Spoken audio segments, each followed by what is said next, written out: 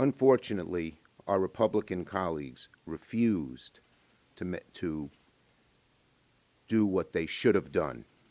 I want everyone here to understand just what happened on the Senate floor.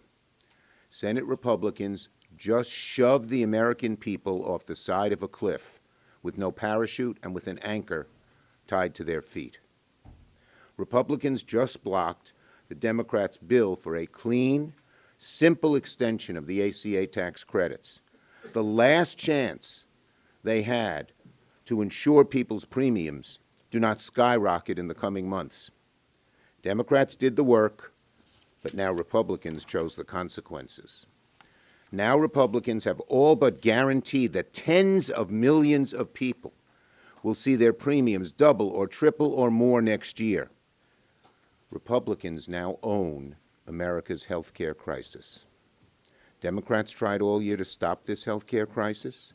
We put real legislation on the floor to ensure these tax credits do not expire. And Republicans blocked it, not once, not twice, but 13 times throughout the year. 13 times they voted against our extensions of the ACA credits. 13 times. We tried over and over again. Then we tried 1 year. We tried 2 years. We tried 3 years. We tried everything. They kept saying no. And of course, Republicans had every opportunity to negotiate, to join us, or for a serious plan to prevent premiums from rising after January 1st. Instead, today Republicans voted down the only plan that would have stopped the premium spikes, while having no plan of their own. Until a few days ago, they had no plan at all to put on the floor. They were so embarrassed they had no plan, they said they put a little bubble gum and Scotch tape together and put together a ridiculous, phony plan that simply helps the insurance companies.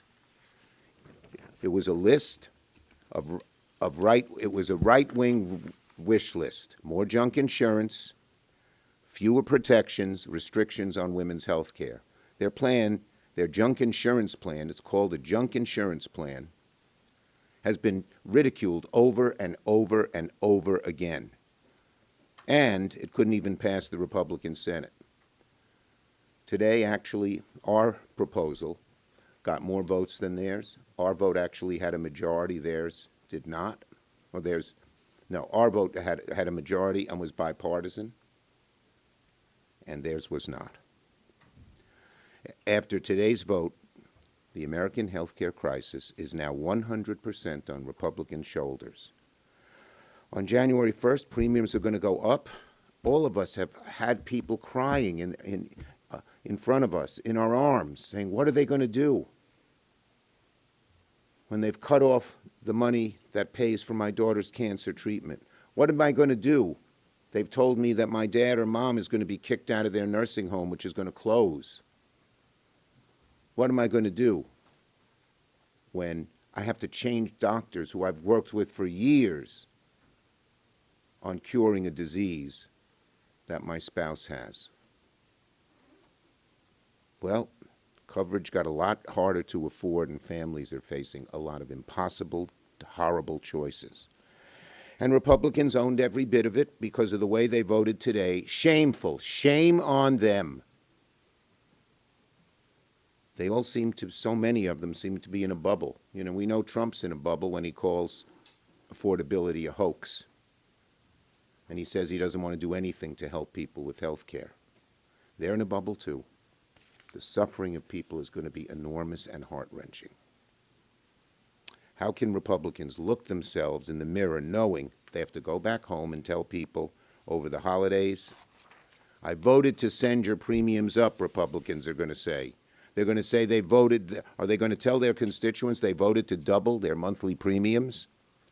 Are they going to tell their constituents they voted to kick you off insurance? Are they going to tell their constituents, I voted to get you sick and go broke? Because that's what Republicans did by blocking a clean extension of the tax credits. When families open their health insurance bills in January and see the sky-high premiums staring back at them, they will know. The American people will know that Democrats fought to stop these hikes, but Republicans fought to guarantee that they happen. Republicans blocked the solution. They blocked the backup solution. They blocked any negotiations, no matter how hard we tried. And now the next chapter begins. Republicans will have to answer to the American people, explain to the country why they chose higher health care costs over real solutions. Republicans must answer for why people will lose coverage. Republicans must answer why families see premiums double and triple over the next year. Democrats' focus does not change. We fought like hell to stop these hikes, and we're going to continue to fight like hell to bring costs down for the American people on health care, on housing, on electric rates, on groceries. But Republicans are fighting like hell to send those costs right through the roof. They're fighting like hell to kick people off insurance. They're fighting like hell to cut taxes and give sweet giveaways to billionaires and the ultra-rich. January 1st is coming. Republicans are responsible for what happens next. This is their crisis now, and they're going to have to answer for it.